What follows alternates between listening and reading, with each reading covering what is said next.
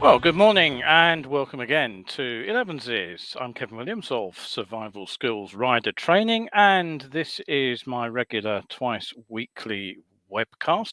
And today's a bit of a special day because it's the 250th show since I started running these live shows back in very beginning of April, I think it was, in 2020, of course, when we all went into lockdown to give us something to do. But I've enjoyed doing it. And obviously, the people who keep coming back and watching over and over, like Cheryl and Clive, who have already said good morning today, are obviously enjoying the shows too. So I've got something a little bit special today, as it's the 250th anniversary. We'll be looking at the good, the fairly bad, and the downright ugly. It's basically, these are motorcycling products that I've either bought myself and I would thoroughly recommend, or some that I actually looked at and wondered why anyone would spend the money. And there are a couple in here that I think are actually pretty dodgy and problems waiting to happen. So that's what we've got for you today. Now, just a quick reminder, we're coming up to the end of June, so July's live event is just around the corner. This is Wednesday, the 6th of July, and at 8 o'clock, I shall be going live on air with my live event, live talk show. It's cornering and fixing cornering problems. So rather than try to look at the perfect way to ride a corner, what I'll be looking at is the errors that we make, how we can identify those errors as we're riding, how we can correct them if we make them, and better still, how we can avoid making them in the first place if we possibly can.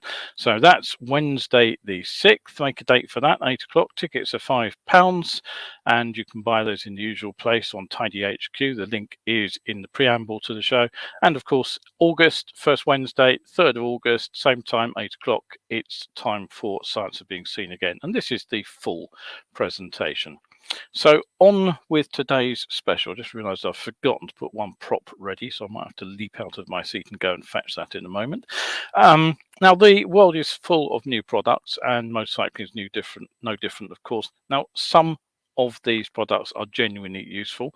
Others may be of specialist interest, but every now and again something appears for a motorcycle and I just think, why, since they are pointless. And sometimes I just think that's likely to go wrong. So let's have a look at some of the things I've used over the years which I think are good, and some of the things I wouldn't go near with a barge pole.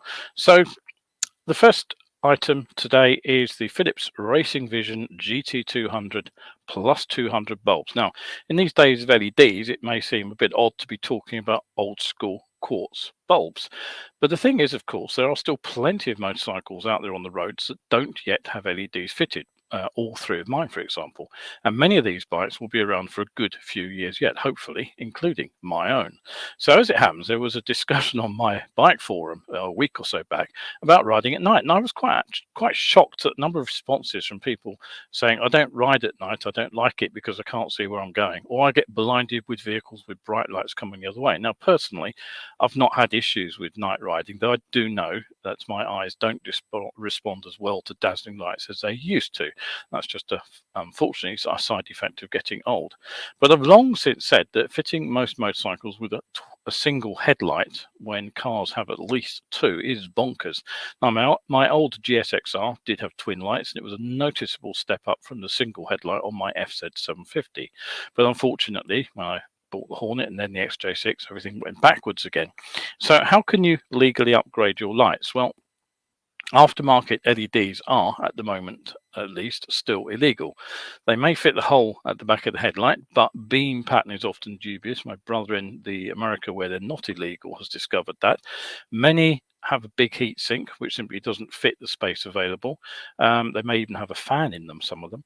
And it's not unknown for a super bright LED headlight to actually be dimmer than the halogen bulb it replaces when it's actually fitted. So have a look at these. These are the bulbs I'm talking about, Philips H7s. These are the up to 200% more brightness. Now, you'll notice that those are the, as I said, H7 fitment. Those are the ones that I actually have in the car. So What Philips say about them is they are ECE homologated for the road, but they're the brightest, highest performer in our portfolio and deliver a super bright visibility of a ruddy bulb in a format you can use on public roads. They're claimed to be 200% brighter than standard halogen and illuminate the road for 80 meters further. So do they work? Well, having fitted some, I would say yes. I can't say for sure they're 200% brighter, and I've not got a tape measure out to see how much extra I can see down the road. But what I do really notice with these bulbs is that they pick up the edges of the carriageway, just what I need to see on dip beam, actually much better than the original fitment H4. Now, as I said, this particular box is for a pair of H7 fitments, and the reason that they're H7s is those are actually in the car. But a single H4 bulb, which is standard fitment on most motorcycles with a single headlight, will set you back no more than £15 from a well-known delivery site. Now, given that the no-name bulb from your local bike shop is likely to be a tenner, and those from a certain high street automotive store will be much the same price, I would say that these are a good upgrade. There's just one downside to these bulbs that you should be aware of. The light comes from using a thinner filament, which means it heats up to a higher temperature, and that means it is more fragile and they don't last as long. A standard halogen can last 10 years plus. I would suggest, to get maybe 18 months to 2 years out of one of these bulbs. That's roughly how often I seem to have to replace them. So there is an added expense that you keep having to change the bulbs, so it does add up to more in the long run. But basically, if you do a lot of night riding, they will be a bonus. But as you've only got one headlight on the motorcycle, if you keep the spare under the seat, you can at least replace it if you lose a beam. Nigel and Paul have looked in as well. Paul says, congratulations on episode 250. Thank you, Paul. Right, so whilst you're dismantling your bike to deal with the problems of your bulb, you're probably going to want to keep your hands clean, don't you? But maybe you don't you don't keep your hands very clean, and you actually get grubby hands, but you may want to keep your grips clean. So what do you use? Well, if you are Oxford products, you buy a pair of these. Oxford products clean grips, and as you can see, Oxford say they are essential rider equipment. And the product description, it says that they protect the grips from spills during maintenance and storage. Not sure what you'd be spilling over the grip, but anyway.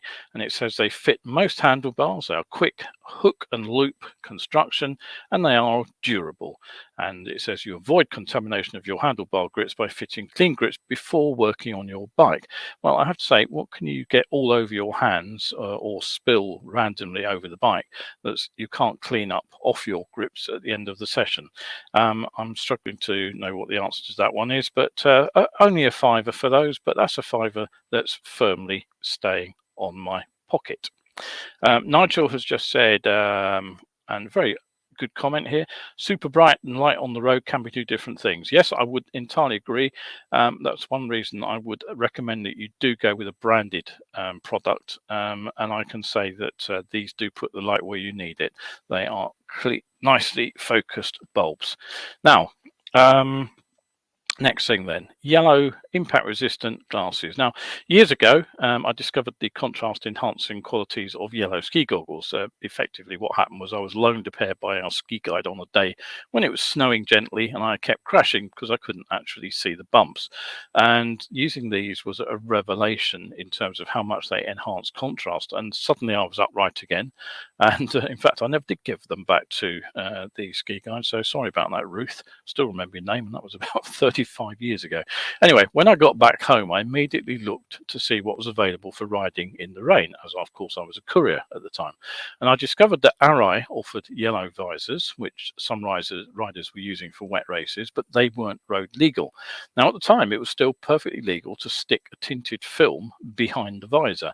Now, I discovered one company that made not only illegal dark tints, or at least they would be illegal had there been a visor, but they also made a yellow one. So I bought a pack of these, and I had them on my visors for years as I worked my way through the pack. Now, having used the last one about the same time as I became an instructor, I was actually looking around for an alternative, and what I discovered was these yellow safety glasses. So here we are, they wrap around, they flow the air around your eyes so I don't get eye-watering drafts. With the visor up, the lenses are actually big enough that they don't interfere with my vision. They're also rimless, as you can see. There's no frame around those, and the good thing about them is that the mounting points for the arms of the that go round your ears are well back. So that's actually wrap around. You're actually getting a they're actually interfering with the virtual background there, but never mind. So the arms are slim, they're flexible, they slip easily into the helmet, they're incredibly light. And after a few seconds, I don't even notice I've got them on. I've even been known to try to take the helmet off without removing them first because I've forgotten them. Now, the main function is that they enhance contrast for poor lighting conditions, but they do offer an unexpected and rarely mentioned benefit. They also take out blue light. Now, that is the light that we get from glare. It's reflected in bright sun, and most of the glare is actually blue light. So wearing these, because yellow means that they take out the blue element of the light, I don't actually need sunglasses even on a really bright day. And the internal sun visor on my lid only ever gets used when I'm driving directly into low sun. Now, being scratch resistant, they are, like a visor, reasonably resistant to wear and tear. This pair I've been using a couple of years. They do have a couple of scratches on, minor scratches where I've dropped them, unfortunately, but I'll probably bin them at the end of this year. And this pair actually have a little special function. They're actually bifocal, so it helps me read the GPS as well as see where I'm going. But the big plus for these is they are impact resistant and shatterproof. These are safety glasses. They are not fashion glasses. And that means I'm confident to ride with my visor up, happy I'm not going to have my glasses smashed by a stone chip. Now, if there's a downside to these, you do look a bit like Bono when you wear them off the bike. Now, I do have a stock of the standard lens, not the bifocals, and I really should start selling them again. So drop me a line if you're interested. They're not too expensive, and they are definitely not just better value than the next item, they are safer too. So let's have a look at the next product from the not so great feature range, and this is it. Now, these particular glasses are on sale over here in the UK from anything just under £20 to well over 50 when you add shipping, depending on where you look. They all come with this chunky style frame, and their claim to fame is that they come with swappable lenses, and you get the storage box to keep them in. They come under a number of brand names, from those you've never heard of to VCAN, which is a helmet manufacturer that you may have come across. So what do you get for your money? Well, you get this black frame with what's called closed cell foam liner, and that's designed to fit around your face basically and block out dust, rain, riding debris, they say. And you get the 4 different lenses: a clear, you get a smoke, you get an amber, and you get high vis yellow. Now, the kit includes a microfiber towel and that a black storage bag, plus that zippered carry case with all the spare lenses. Now, what do they deliver? Well, they give you 100% harmful UV light blocking, and they are anti-fog. So what are they for? Well, this is from VCAN's site, and as you can see, they say that they're ideal for hiking and cycling and also motorcycling. Now, take another look at that chunky frame. I'll just go back a number on there, and think about your peripheral vision. If you want to make yourself peripherally blind, this is the way to go. Wear glasses with huge, chunky frames. Look at your helmet. It's got wide openings cut right back to the sides, and the whole reason for that is to try to ensure that you get the maximum vision out of your helmet as possible, because that's peripheral vision is actually important. If you recall from my SOBS presentations, it's where we're sensitive to movement, and we're also sensitive to the sudden appearance of lights or when we're riding. So wear these glasses and we're going to lose a big chunk of that ability. Any other problems? Well, what do? I just skip through that picture which we've already seen. That's not the right one. What's going on here? That's last week. There we go. That's the claims for these glasses. Let's just zoom in on that. And what you should see is that it says that they have certain functions. They are UV protective, they are windproof, they are scratch resistant, dustproof, waterproof, anti-glare, sandproof, shockproof. You'll find one thing that's missing on that: impact resistant. They are not impact resistant. So not only do they give you a poor view, they are definitely not eye protection either. So what I would say is you might be forgiven that they are proper glasses, particularly given some descriptions such as premium street bike glasses. I would steer clear. Okay, now what's the product that I was going to bring in next? Well, it's the V3 sponge, which I meant to get out of my tank bag. Hang on a minute, I'll just go and fetch it.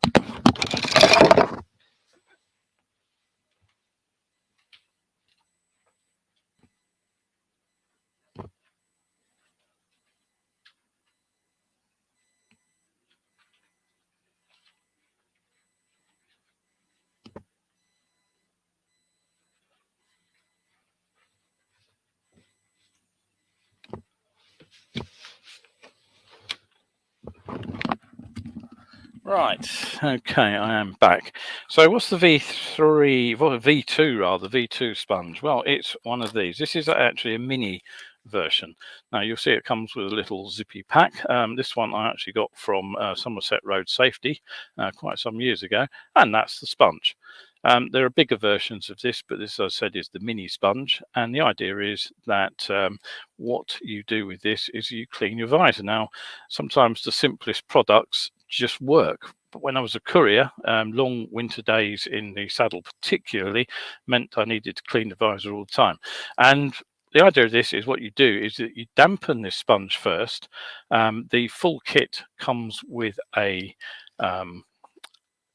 microfiber cloth too. You dampen them, you pop them in the bag, and then you seal at the top of the bag. And of course this keeps them damp. And then basically when you need to clean the visor, the sponge is actually soft enough not to scratch the visor, but it will remove the bugs. Now once clean, you use the microfiber cloth to polish everything clean, and then you get home and you simply rinse everything off under a tap, and you're ready to go for the next ride. Now, one thing I would add, I always treat my visors with Mr. Sheen Furniture Polish, the original brand if you're interested, which leaves a wax coating on the plastic. Now this has two effects. Firstly, it helps rain bead up and run off the visor when you're traveling at any kind of speed, but it also means that the bugs that splatter on your visor don't actually stick to the plastic. They are stuck to the wax coating on the outside. So basically, once you've got that wax coating, the bugs shift really easily too. Normally, to clean the visor, all I do is put a damp cloth over it, leave it for a few seconds, and just wipe off, and they just come off with it. Now, on the road, if you use your V2 sponge, you'll find that you do get the bugs off with this, but you also take the wax layer with it. So the trouble is that next layer of bugs do stick rather more firmly. So rather than carry a can of the spray stuff around with me, what I do is I simply squirt it into the bag here, put some Mr. Sheen in, drop this in, and then basically you've got a cleaning thing which is actually already impregnated with waxy polish. And then usually it's easy enough to clean off and recoat. You recoat with the wax. If I'm away for any time, what I'll do is just carry a little shampoo bottle around with me from a hotel, filled up with Mr. Sheen, and that will keep me going for weeks. Now, these little sponges, the only downside of them is that they do rip up the middle of the V if you're a bit rough and ready with them. But if you keep an eye on them, take care of them, they will last for months. And of course, you can just wash them out under a tap. So these are the rare thing. The full kit, which comes with the microfiber cloth, costs you just £4 in the shop. It's an absolute bargain. It's that rare thing. It's a product aimed at bikers that isn't overpriced. So, okay. Oh yes, there was the. Did actually have a picture of the full kit, so I'll just pop that up. There it is. You see the V's slightly bigger, and you actually get that microfiber sponge, and you get a free sticker too. What more could you ask for? Now, okay, back in 2014, for the first time in almost 100 years, UK vehicles no longer needed to display a paper tax disc. As of that date, you simply taxed your vehicle at a post office, by post, or online, and you're good to go. But prior to that, you did have to have a physical record that the license duty had been paid, and that's what the tax disc holder was for. It was a little gadget that you put your paper printed receipt, the tax disc itself, onto the vehicle. Now, for drivers, you just stuck it on the windscreen, but for motorcyclists, it was slightly more tricky, so you needed something a little bit more secure, which could hold the tax disc where it was seen. So generally speaking, it was a piece of metal or plastic with a bit of metal or plastic and a piece of glass or plastic wrapped around the front of it to stop the paper tax disc dissolving in the rain. And that is what a tax disc was. If you are under 25, you probably never even heard of one. But this is what they looked like. There we go. So that is a tax disc holder. The question is, since it's 8 years, 2014, 2022, 8 years since we did away with tax disc, why, oh why, can you still buy a tax disc holder on YouTube? Now, I can just about understand somebody with a classic motorcycle wanting to display a classic tax disc on their bike, perhaps from the year it was registered, for example. But modern bikers, why do we need these? Why are they on eBay? And particularly a plastic tacky one. Right, okay, on with the next item. Now, here's something I bought recently, but haven't actually yet got round to fitting to the bike. As you can see, it's still in the box it arrived in. So let me just show you quickly what it is. Take it out of its plastic wrapper. And that is it. What is it, you ask yourself? It's actually a chain oiler.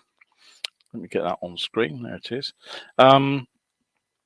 And the way it actually works is that you fill the reservoir with oil, top unscrews. So it's a bit like a brake fluid reservoir. You fill the hole with oil, and then you put the top back on, and as you turn the top down, you put a bit of pressure onto the reservoir, and each turn squirts a little bit of oil out. Now, I've had several chain oilers over the years, from a homemade one that used some laboratory pipe and a needle to deliver oil to the chain itself, and the oil itself was actually stored in a meter of winemaking tubing, and that worked beautifully. I bought a gravity fed system that was supposedly operated by a ball bearing that bounced up and down as you hit bumps. That never worked. There was one way you had to turn the tap off, which I always forgot to do after I turn it on, and a moderately expensive electronic one which had a solenoid, which worked great until the solenoid packed up a couple of years later. And I did actually buy a Scott oiler once when we got around to fitting it. So my preference is something simple, something that can be swapped between bikes if possible. So this is my newest project, to fit one of these. Now, as I say, there is a company selling these with a brand name on it for around £100 in the UK, or you can head over to a well-known Chinese auction site and you can buy the same device with a slightly different name on the lid for around 1/4 of the cost. So that's a project to fit to the bike at some point in the very near future. Right, okay. Now, the next product comes from Denali. Now, you may have heard of them. They are purveyors of eye-wateringly expensive auxiliary lights. But if you have got them, why not flaunt them? And so if you want to do so, you may decide that you want one of these. Now, this is the Universal Fit dial dim, trademark, lighting controller. And basically, what you get, according to Denali, is a groundbreaking lighting controller featuring a multicolor halo dimming switch, which allows you to independently turn on, off, and dim two sets of auxiliary lights from a single consolidated wiring harness. Take a breath. The LED halo switch displays your exact settings and allows for effortless dimming on the fly. The blue halo controls light set 1 and the green halo controls light set 2.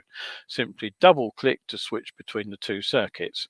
Right, so that's basically what you get. Now, I read the multicolor halo, and I thought it was one of those things that you have in your headlight, the halo light, and I thought this would change the color of your LED halo, but no such luck. I'm afraid they stay the color that they are, and all the halo refers to is the sort of the light around the outside of the switch there, so that's clearly the blue halo. Now, what does it control? It controls high beam, it controls turn signals, it controls horn inputs, and basically it can give you all sorts of combinations of lights with turn signals and things like that. So it can strobe your lights, for example, when you sound your horn, should you feel that that is something that you can't live without. How complicated is all this? Well, there is the wiring loom diagram. You'll be glad to know that the light outputs are color coded and labeled. So they say adding 1 or 2 sets of lights to your vehicle couldn't be any easier. It's one of those jobs that looks easy until you start it, and then you'll find you have to dismantle half the motorcycle to get to the various connector blocks. So I can see the average rider still having their bike in pieces sort of the following day. And for what? Well, to be honest, the only useful function that I can see on that, apart from messing around with your lights, is actually having the headlights or your lights turn off in sync with the indicator coming on to prevent the headlight, the bright light, washing out the indicators. And I could see that being a useful feature. Certainly some cars do that now, and it does help you see the LED lights. So it's easy enough. It says simply connect the yellow and orange input wires to your vehicle turn signal circuit to enable this feature. All for a bargain $249 according to the original advert, though you can get a near 1-to-1 exchange rate when US products are sold in the UK. I found the UK Denali shop selling these at £180.50, and for a moment I thought that's a bargain, and then I woke up. Right, so what's my final product for today? Well, it's no, it's not my final product. It's my 5th good product. It's a YSS shock absorber. Now, when I fit something to the bike, I generally want it to work as advertised. And one thing that I do find quite useful on a motorcycle is a rear shock absorber. Now, I did have a photograph of this somewhere. I seem to have lost that temporarily. But effectively at 60,000 miles, the original shock on the XJ had pretty much cried enough. It had been competent enough for the sort of modest performance level of the bike, even on the track, at least at my level of riding. But where it really struggled was 2-up and fully loaded, and by the end of its life it was getting seriously problematic. Now, what I really noticed was that the spring had gone soft, so the bike was actually starting to bottom over big bumps when fully loaded, something it hadn't done originally, and the rebound damping was also on the way out. So when I was solo on the bike, what happened was that it would hit a bump and then it would kick back. There would be a serious jar through my back. It's actually quite painful. So definitely time to spend some cash on a new one. Now, not surprisingly, when I asked for opinions on my bike forum, there were plenty of different views, and there were plenty of people actually pointing me to the high end of the market, saying that those shocks would be better, and you can spend an awful lot of money on suspension, and some people do. But one voice of sanity from someone who spends a lot of time restoring classic 80s and 90s Japanese bikes, he isn't slavish about it, but what he wants to do is turn it into a reusable motorcycle.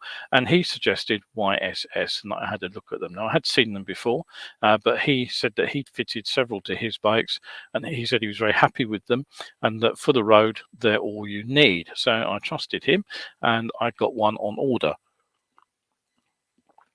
So it duly arrived.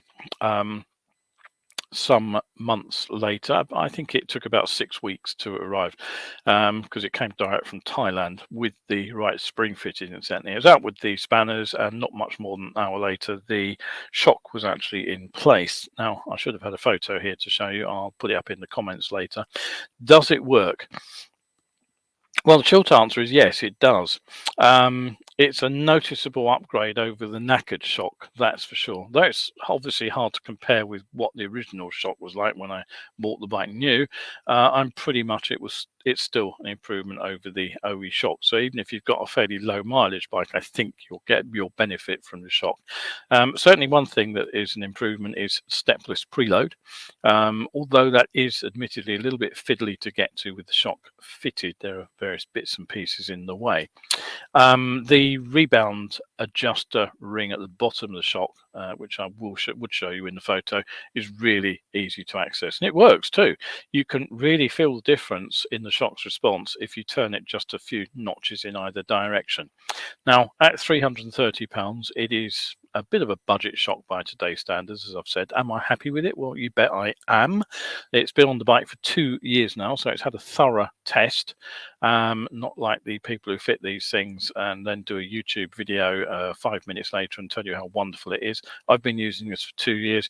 The performance hasn't deteriorated at all. It looks pretty much as good as the day I fitted it. It's not corroded or anything like that. The paint's not come off the spring. So yes, I'm very, very happy with this. It's noticeably better for solo riding, and it is supremely improved for 2-up riding. The only thing I haven't checked out, thanks to COVID and the end of the ride skills courses down at Brands Hatch, is track use. The only real problem with the shock is it's shown up that the front end now needs a rebuild. So when I've got some dosh, that is probably what I will do. Right, so but we can, of course, spend our money on some complete oddball equipment if we want to. And it's not just a well-known drinks company that's trying to sell you wings. It's a UK manufacturer of bolt-on bits as well. So have a quick look at that. Oh, that's the wrong photo. That's the one I wanted. There we go. That is a Kawasaki. I think it's an H2. And what you can see is a pair of what they are terming side downforce spoilers, taking styling cues from this year's GP line. So when fitted, you'll be giving your bike, according to the blurb, the perfect GP aesthetic. Now, these amazing features are paired left and right, you'll be glad to hear. They're also made to the highest level of design and quality, but also comes safely packaged with all the necessary fittings and instructions for an immediate fit, which is good. They're also very simple to install. Now, where have I heard that before? Now, as you might expect, you can get these wings for all sorts of performance bikes like the RSV4 Aprilia and the Panigale. But as I showed you in the previous photograph, why on earth would you want something like this for an R3 Yamaha? Now, as I said about the shock absorber, when I fit something to a bike, I want it to actually work. I want it to improve the way the bike behaves as I'm riding. Aerodynamics only comes into play at serious speeds. At the top speed that an R3 is capable of, is simply not going to do anything useful at all. In fact, the only possible use I could see is that you could strap a couple of cans of caffeine drink to the spoilers and you could keep them a bit cooler as you ride. So I suppose that would give you some purpose to your £140 purchase. Right, so on to my last good product today.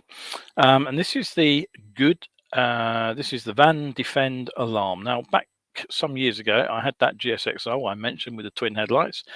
Twin headlights were great. A feature that was less than great was the rather expensive alarm immobilizer. It was a pain in the butt. It certainly immobilized the bike, unfortunately not when I wanted it to. Despite the professional fitting job with shrink wrap tubing around all the points where the wire had been chopped into, water had still got into those soldered joints, and basically what had happened was the copper inside the wire had corroded, and so result was one afternoon I tried to start the bike and there were no sparks. Now I eventually traced the issue, traced it back to the specific failed join under its shrink wrap tubing, and I actually bypassed the whole thing with a bit of wire. Now it took me an afternoon and a voltmeter to do it, but it did make me wonder how long that alarm would have actually defeated a pro thief.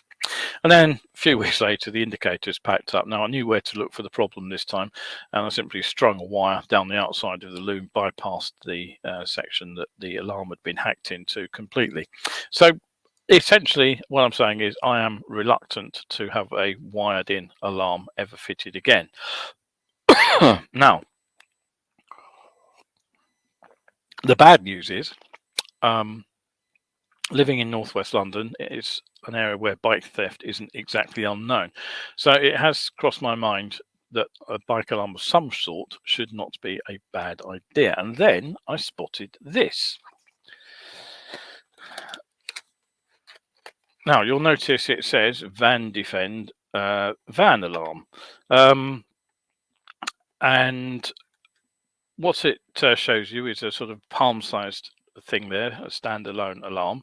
And I thought, well, maybe that's not such a bad idea, because it will actually be, I can just get the various bits and pieces to hand, it will be small enough to fit somewhere under the seat. And this is what Julie turned up in the box. Just reassemble it. Something like that, and as you'll see, it is roughly sort of palm sized, not too big, and I thought, okay, I can find a place for that under the seat.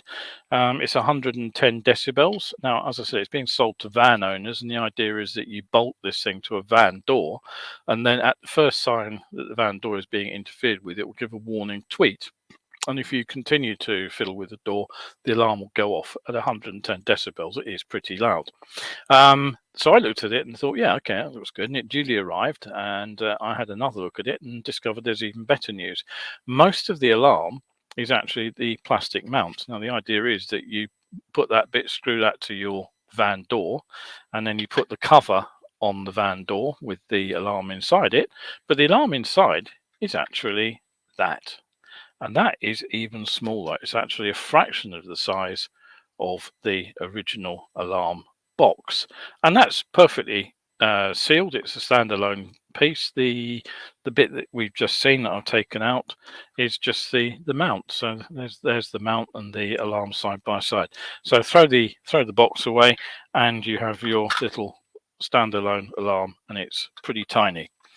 Now, how sensitive is it? Because if you don't want one that's oversensitive, I had an alarm years ago on one of the bikes, very similar to this, basically, but sold for motorcycles. So it was quite expensive, and it was not adjustable. And in the end, I just took it off the bike and put it in the garage, because all it did was it went off every time there was the slightest gust of wind. It would go off even when the bike was standing on the side stand and a lorry went past, for example. Now, on this one, the sensitivity is adjustable. On the factory setting, in fact, windy days don't bother it. But if you turn the lock bars, or as I did this morning, forgot to turn it off before I put the key in the seat lock, it'll actually go tweet. And then if you try to rock it off the sun stand, the alarm will go off. So it is fairly sensitive. And 110 decibels is pretty loud. It's enough to sort of hurt the ears if you have it close to your head. Now, I'm not naive enough to think that a wailing alarm is going to deter somebody from stealing the bike by lifting it into the back of a van, but combined with the various locks on the bike, it should, I hope, give a casual thief second thoughts. As the bike's parked outside the bedroom window, it should be loud enough to wake me up as well. Hopefully I won't need it, but it's a bit of extra protection. And I nearly forgot the best bit of as well. It's £34 online direct from the supplier, 34 quid for that. Compare and contrast with how much you would pay for a dedicated bike alarm. So how much would you pay for a dedicated bike alarm? Well, let's take a look at my next product, and that is this one. Let me get it up on screen. There it is. It's the Abus Granite Detecto Smart X 8078 disc lock. I think I got all that out in one breath, just about. Now, there are some cheapy disc locks which have built-in alarm, but cheapy is not something that you can say about this particular item.